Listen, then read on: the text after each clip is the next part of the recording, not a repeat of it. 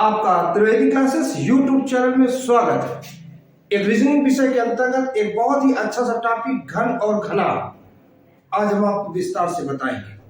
आपको बता दें, जैसे कि घन है जिसे हम क्यूब कहते हैं, ये घन, अगर हमारा जो वर्ग है जिसे हम स्क्वायर बोलते हैं, अगर हम उसी पे हाइट दे देते हैं तो वो घन बन जाता है। यानी कि वर्ग में अगर हम हाइट दे देते हैं तो हमारा वो घन बन जाता है। तो घन का आयतन का सूत्र क्या होता है? ए क्यूब हो जाता है।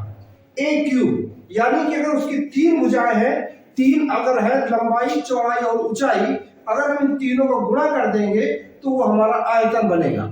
इसकी ये तीनों भुजाएं चूंकि समान होती हैं, इसलिए घन का आयतन का सूत्र ए क्यूब होता है। जबकि जब हम आयतन की बात करेंगे, घनाभ के आयतन की बात करेंगे, तो घनाभ कौन होता है? ये ऐसे घनाभ होता है। घनाभ में लंबाई और चौड़ाई, ऊंचाई, ये तीनों अलग अलग होते हैं। लंबाई अलग, चौड़ाई अलग और ऊंचाई अलग। जैसे ये डस्टर है या ईंट है। ईंट घनाभ के शेप में होती है और इसका जो सूत्र होगा आयतन का, लंबाई गुणे चौड़ाई गुणे ऊंचाई होगा। चूंकि घन में तीनों सेम होते हैं इसलिए ए क्यूब हो जाता है, और यहाँ पर तीनों अलग अलग होते हैं इसलिए लंबाई गुणे चौड़ाई गुणे ऊंचाई होता है। आपको बता दें, इसका जो संपूर्ण पृष्ठ का क्षेत्रफल होता है घन का, वो होता है 6a²। अगर हम इसको देखें, अगर ये समान है तो ये लंबाई गुणे चौड़ाई, सेम भुजा टू सेम भुजा, यानी a²। अब इसके फलक कितने होते हैं? 6 फलक होते हैं। आपके 6 फलक कौन से? एक इधर का, एक इसके अपोजिट, 2, 3, 4, 5 और 6। तो हम इसके क्या करेंगे? सूत्र क्या बनेगा? 6a²। यानी कि घन के संपूर्ण पृष्ठ का जो क्षेत्रफल होगा वो 6a² होगा। जबकि जब घनाभ की बात करेंगे तो एक ये फलक बनेगा, एक ये बनेगा, एक ये 6 बनेंगे। तो 2 बार लंबाई सेम, 2 बार चौड़ाई सेम और 2 बार ऊंचाई सेम होगी। तो सूत्र क्या बनेगा? 2 लंबाई गुणे चौड़ाई प्लस चौड़ाई गुणे ऊंचाई प्लस ऊंचाई गुणे लंबाई। यानी घनाभ के जब आयतन की बात करेंगे तो घनाभ के आयतन का जो सूत्र होगा, घनाभ के जो क्षेत्रफल का जो सूत्र होगा, वो 2 गुणे लंबाई गुणे चौड़ाई प्लस चौड़ाई गुणे ऊंचाई प्लस ऊंचाई गुणे लंबाई होगी। ये सूत्र का होगा घनाभ के क्षेत्रफल का। अब हम बात करें घन के विकर्ण का सूत्र क्या होगा, तो भुजा √3 ये होगा घन के विकर्ण का सूत्र। जबकि घनाभ के विकर्ण का सूत्र होगा √ लंबाई का स्क्वायर प्लस चौड़ाई का स्क्वायर प्लस ऊंचाई का स्क्वायर। आप जानते होंगे कि जब हम आयत का या वर्ग का विकर्ण का सूत्र निकालते हैं तो पाइथागोरस प्रमेय से लंबाई का स्क्वायर प्लस चौड़ाई का स्क्वायर निकालते हैं। लेकिन जब हम घन या घनाभ का निकालेंगे तो सूत्र क्या लगेगा? लंबाई का स्क्वायर प्लस चौड़ाई का स्क्वायर प्लस ऊंचाई का स्क्वायर। लेकिन जब विकर्ण घन का होगा तो सेम भुजा 3 बार होगी, तो वो एक बार निकलकर भुजा बाहर आ जाएगी, √3 अंदर बचेगा।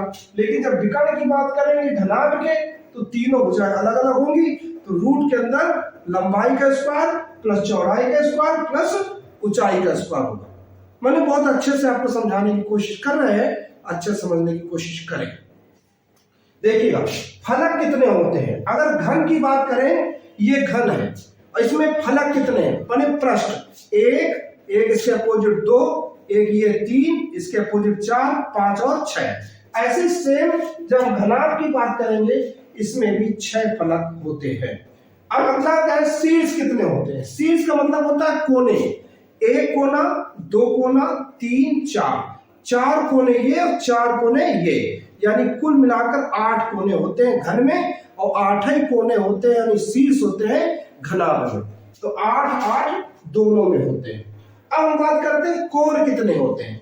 चाहे घन हो और चाहे वो घनाभ हो, दोनों में जो कोरों की संख्या है वो 12 होती है। कितनी? 12। 1, 2, 3, 4 ये इधर के 8 और 4 ये, कुल कितने हो गए? 12। तो इसमें भी, क्यूब में भी और क्यूबॉइड में भी, दोनों में 12 कोर होती है, ये कोरें होती है। घन की संख्या की जब बात करेंगे तो बड़े घन की भुजा बटे छोटे घन की भुजा, यानी कि मान लीजिए कि बड़ा घन 3 सेंटीमीटर का है ऐसे, और छोटा घन 1-1 सेंटीमीटर का टुकड़ा करना है, तो घन की संख्या कैसे निकलेगी? तो बड़ा घन की भुजा बटे छोटे घन की भुजा, यानी ये भुजा का नंबर जो आएगा वो भुजा होगी जो प्रोवाइड कराई जाएगी, 3/1 आएगी। अब अगर कहता है कुल घनों की संख्या कितनी होगी, यानी जब हम कुल घनों की संख्या की बात करेंगे तो सूत्र होता है बड़ा घन की भुजा बटे छोटे घन की भुजा का क्यूब हो जाएगा। अब जैसे प्रश्न आता है कि 3 सेंटीमीटर के एक बड़े से पनीर के टुकड़े से 1-1 सेंटीमीटर के कुल कितने टुकड़े बनाए जा सकते हैं, तो क्या सूत्र होता है बड़ा घन की भुजा बटे छोटे घन की भुजा का क्यूब। तो जब क्यूब करेंगे तो बड़ा 3 का मान लीजिए, छोटा 1 का मान लीजिए, तो पहले एक बार ऐसे कट करेंगे नीचे तक, फिर ऐसे कट करेंगे नीचे तक, फिर ऐसे ऐसे कट करेंगे, और फिर 3 सेंटीमीटर में ऐसे ऐसे कट करेंगे, यानी कि कुल हमारे जो कट होंगे ऐसे ऐसे जाएगा, एक ऐसे ऐसे होगा और एक ऐसे ऐसे होगा, तो कुल जो टुकड़े होंगे ऐसे उसका क्यूब हो जाएगा। 3 त्रिका 9 त्रिका 27, ऐसे कुल छोटे घनों की संख्या कितनी बनेगी? 27। तो सूत्र याद रखिए बड़े घन की भुजा बटे छोटे घन की भुजा का क्यूब। अब है एक सतह रंगीन घनों की संख्या कितनी होगी। अगर हम एक सतह रंगीन घनों की बात करें तो जैसे मैंने इसको पूरे किसी कलर में डब कर दें, इसको डुबो दें, तो अब डुबोने के बाद में पूरा एक कलर का हो गया। या हम अलग अलग कलरों की भी बात करें तो अगर हम इसको अच्छे से समझ लें, अगर इसी को केवल क्यूब को ही, तो सब अच्छे समझ में आ जाएगा। देखिए अगर हम कहें कि 3 सतह रंगीन कितने होंगे, तो एक ये सतह रंगीन है, एक ये सतह रंगीन है और एक ये सतह रंगीन है। 3 सतह रंगीन 1 2 3 4, तो 4 ये 3 सतह रंगीन होंगे और 4 ये 3 सतह रंगीन होंगे ये। तो जो शीर्ष कोने होते हैं 8, वो 8 जो है 3 सतह रंगीन होते हैं। तो एक प्रश्न आता है 3 सतह रंगीन घनों की संख्या कितनी होगी, तो वो सदैव 8 होती है।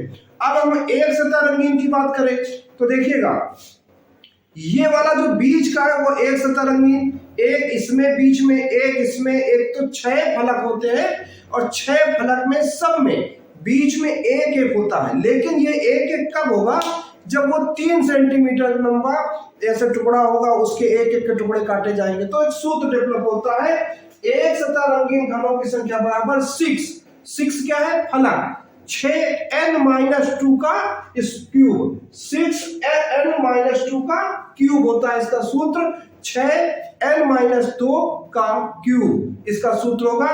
तो अगर मान लो 3 सेंटीमीटर का टुकड़ा है, 3 में से 2 घटाया 1 बचा, 1 का क्यूब 1 ही होगा, 6 का लम 6, यानी सब फलक में 1 है, तो कुल एक सतह रंगीन कितने होंगे? 6। अब 2 सतह रंगीन की बात करें तो सूत्र होता है 12n-2, 12n-2, 12 आपके कोर होते हैं और n-2 सूत्र लगेगा। तो देखिए 2 सतह रंगीन, एक ये और एक ये बीच वाला, हर कोर में एक होगा, 1 2 3 4, 4 इधर तो 4 इधर, 8 और 4 ये बीच में, कुल 12। तो सूत्र क्या बनेगा 2 सतह रंगीन का? 12n-2, n कितना है? 3, जब 3 ये टुकड़े हैं, ऐसे ही किसी भी सवाल पर लगाया जा सकता है। n-2, 3 - 2 यानी 1, 12 का मतलब 12 होंगे। 3 सतह रंगीन पहले ही मैंने बताया 8 होते हैं। अब बिना रंगीन घनों की संख्या n-2 का क्यूब, बिना रंगीन जिसमें कोई भी रंग नहीं होगा। अब ने पूरा डब किया है, रंगीन तो सब होने चाहिए। तो देखिएगा ये देखो बाहर वाले हो गए 9, ये सब कलर्ड है। ये बाहर के कितने हो गए? ये देखो 9, ये कलर्ड हो गए। 3 ये कलर्ड हो गए, 3 ये कलर्ड हो गए, 3 ये। अंदर वाले में देखिए 1 ये कलर्ड है, इसके अंदर वाला जो होगा इसके बीच में, बीच वाला वो बिना रंगीन होगा। तो सूत्र क्या बनेगा? बिना रंगीन घनों की संख्या n-2 का क्यूब होगा। अगर ये इसमें इसके 4 फलक होंगे, 4 टुकड़े किए जाएंगे, तो सूत्र में हम यहाँ पर रखेंगे 4 - 2, यानी 2 बचेगा, 2 का क्यूब 8 हो जाएगा। अगर 3 का है तो 3 - 2, 1 बचेगा, 1 का क्यूब 1 होगा। सब मिलाकर मैंने समझाने की कोशिश की है, बिना सूत्र याद किए नहीं लगेगा। 3 वाला आपको लग सकता है, क्योंकि अगर आपको ये जो क्यूब है ये थोड़ा सा ध्यान है, इसकी पिक ध्यान है, तो आप लगा ले जाओगे। लेकिन इसको अच्छे से याद कर ले। घन और घनाभ के विषय में मैंने आपको विस्तार से बताया है। इसके सूत्र भी हम साथ में ही आपको अपलोड कर देंगे, उसको भी आप देखिएगा, अच्छे से याद कर लें। एक सतह रंगीन घनों की संख्या का सूत्र होता है 6xn-2 का क्यूब। अगर दो सतह रंगीन की बात करेंगे 12n-2। अगर तीन सतह रंगीन की बात करेंगे तो 8, और बिना रंगीन घनों की संख्या बात करेंगे तो n-2 का क्यूब। कैसा लगा? अच्छा लगा आप लाइक करें, शेयर करें। धन्यवाद।